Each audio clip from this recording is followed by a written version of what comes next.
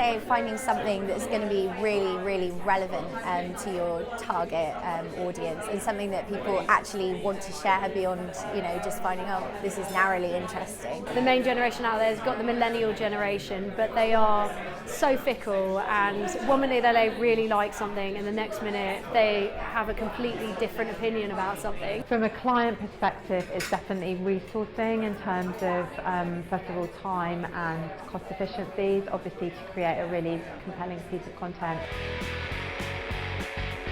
It's key to think about what programmatic means. I think programmatic done badly at mass scale isn't a good thing for content. I think it becomes very much about cheap impressions, poor quality inventory.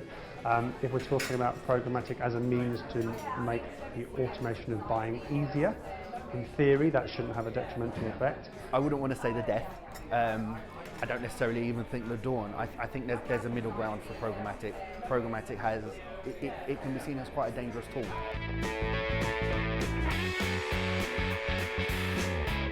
I think the main takeaway for me so far from the session is just thinking about really creative ways of engaging with the target audience. So maybe beyond what the core brand proposition is, kind of thinking ways of connecting in and around that to get to people. So I think a lot of what today, and the good stuff that came out of today's session, was talking about the relationship between clients, media agencies, creative agencies and publishers.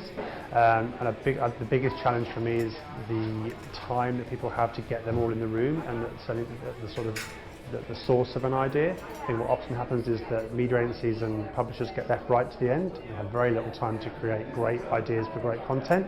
So if we can somehow generate that discussion much earlier on and be more forward thinking, that for me would get across the biggest obstacle.